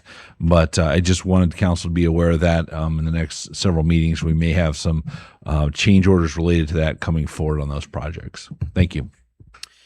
And we won't be meeting as a council again until July 6th. So have a safe and happy 4th of July and happy birthday, Alderman Clem. Thank you. Alderman Simmons?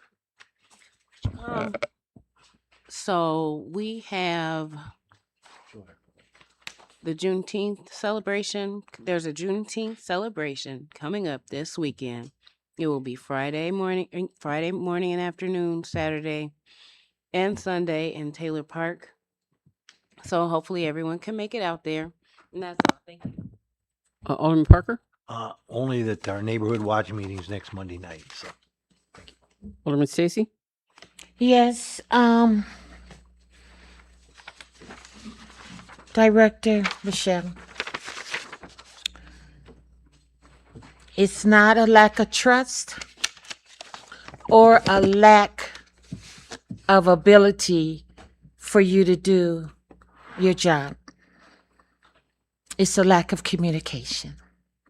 Not all aldermen have the liberty to speak to some directors. And I'll keep it nice and sweet right there. As Alderman Simmons said, Juneteenth this coming weekend. Friday will be Kids Day in the park. Saturday, we will be having a parade and an all-day event. And Sunday, we will be having praise and worship in the park. So we ask that you all come out and join us. And let's have some fun. And a Fifth Ward Neighborhood Watch meeting will be tomorrow at 6:00. The Nazarene Church on the corner of Empire and Carroll. Thank you. Alderman Sanders?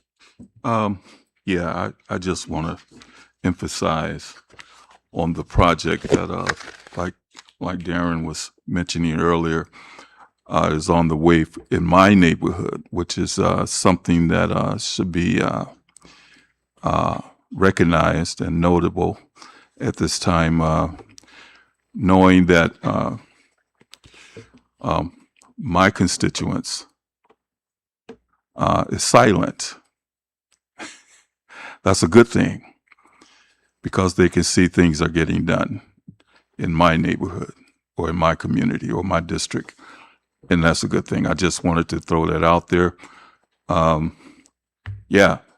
Juneteenth is a very great day to have for all of Freeport to be there. I expect to see all the council faces there on that day. I expect all of those things, and I'm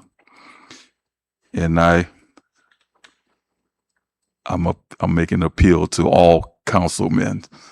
You're laughing right now, but I expect to see Chief Parker there.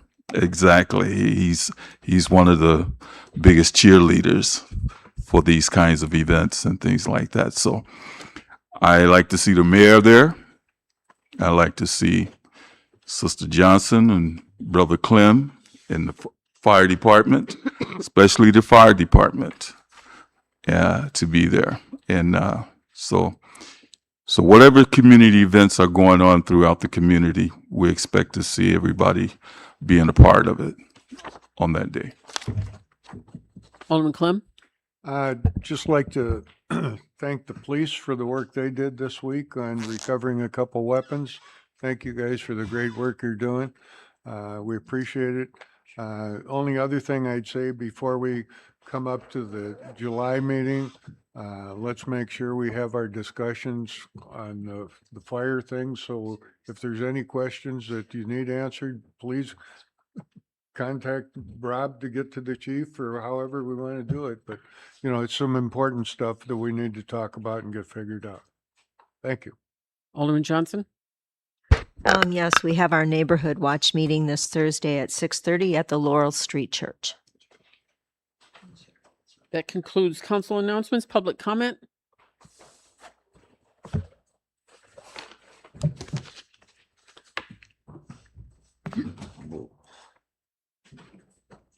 Okay, first off, regarding the ambulance service, I wasn't aware of 88% were our citizens, so I couldn't make exact details, but a 5% increase according to my $4.8 million original estimate, it'd be 240,000. I'm not against an increase. I'd suggest about a 7.5%. This is directly for Mr. Boyer.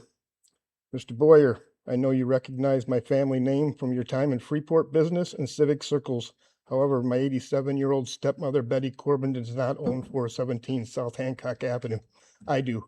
By passing me to contact her regarding my personal assets, especially giving her past service on the Freeport Water and Sewer Commission from 2008 to early 2013, and her concurrent role chairing the City Hall Building Task Force from 2011 until April of 2012 was entirely inappropriate.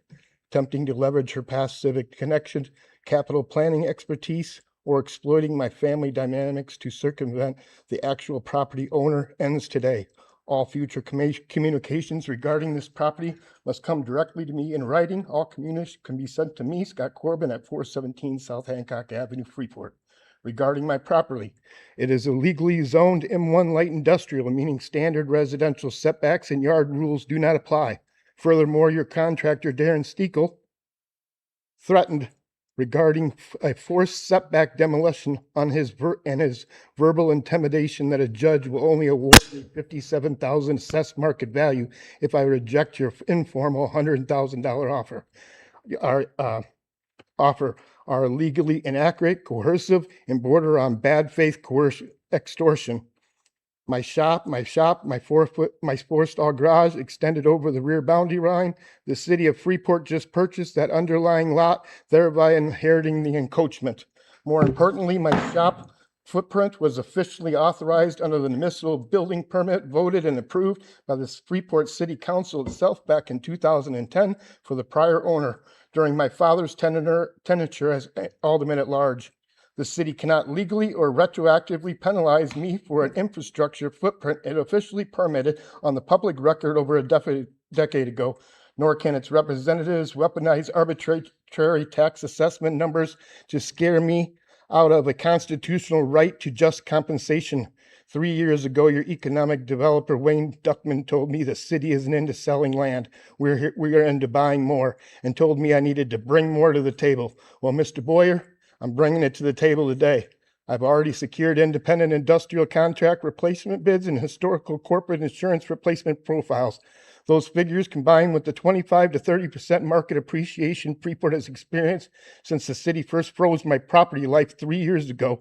Thank you, Your Mr. Corbin. informal Your time has expired. $100,000 offer is fundamentally deficient. Mr. Furthermore, Corbin. my legal counsel will Mr. review Corbin, the city's your time has utility bill expired. records. The city will You are bill causing a me disruption, thousands of dollars Mr. for Corbin. water.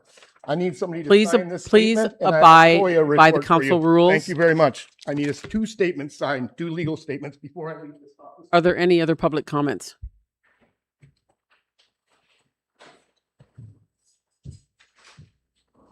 Go ahead. Oh, well, Tom, yeah, go ahead, Tommy. By the time she gets up there, you'll be fine.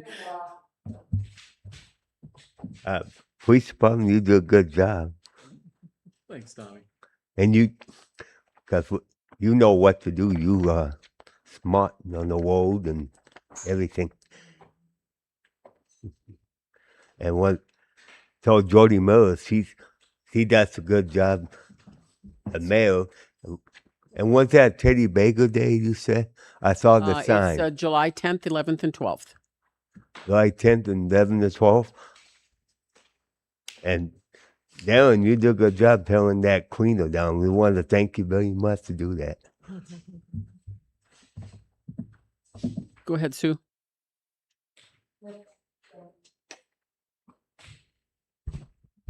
Hi, my name is Sue Cook, and I am over on Winchester.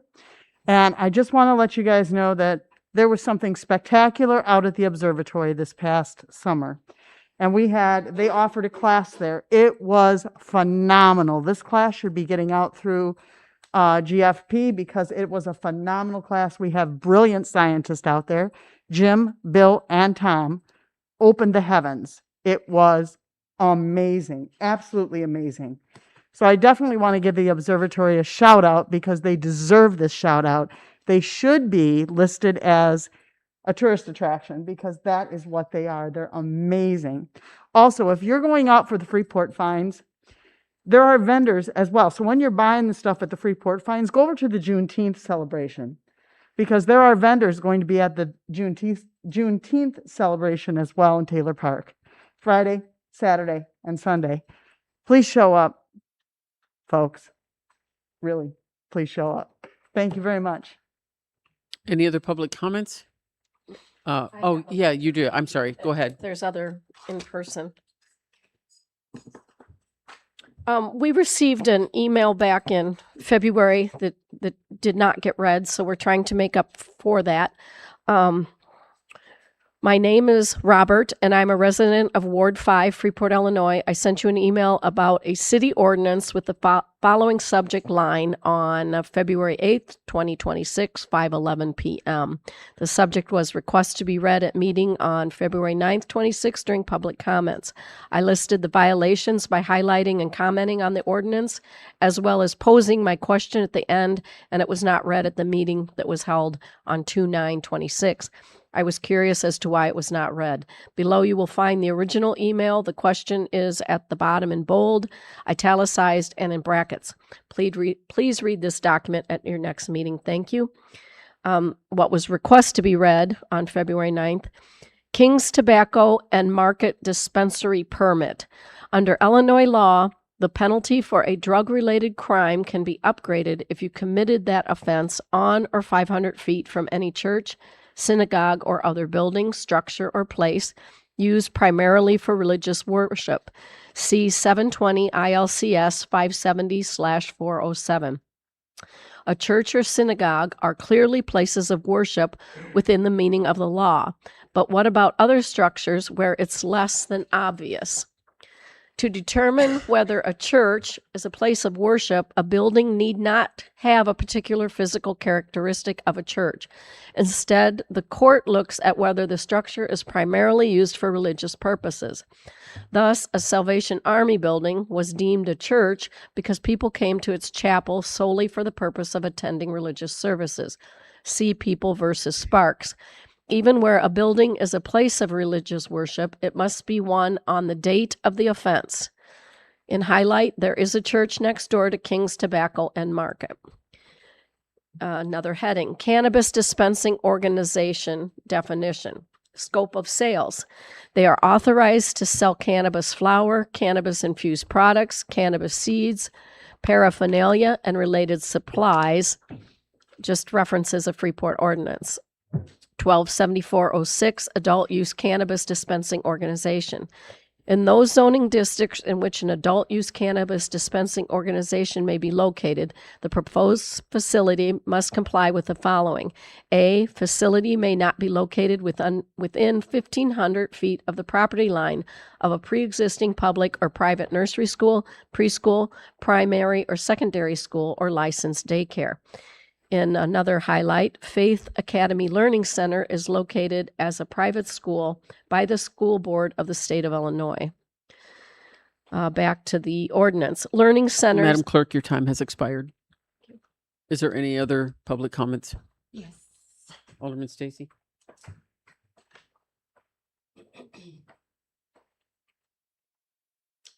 I stand before you tonight as a citizen. I don't know who I need to speak with on this matter.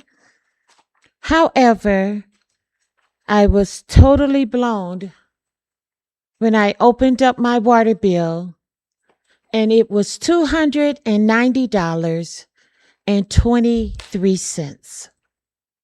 And I am the only one who lives in my home. I was told that it was a guesstimate and not a true reading. Why are we having guesstimates? I was also told that next month it will balance out and I would probably have a credit.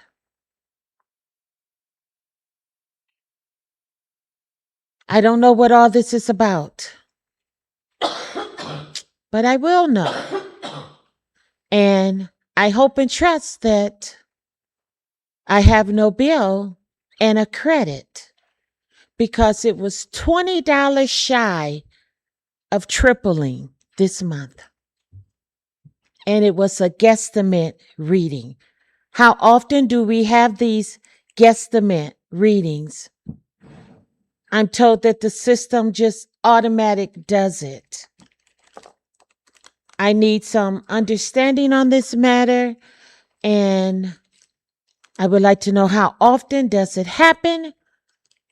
Are people aware that this is happening? You better be opening up your water bill, because you will not know from one month to the next if you're being billed correctly. Thank you. There's no further public comments. I'll entertain a motion to adjourn. Second. We have a motion made by Alderman Simmons, seconded by Alderman Parker. All those in favor signify by saying aye. Aye. Have a good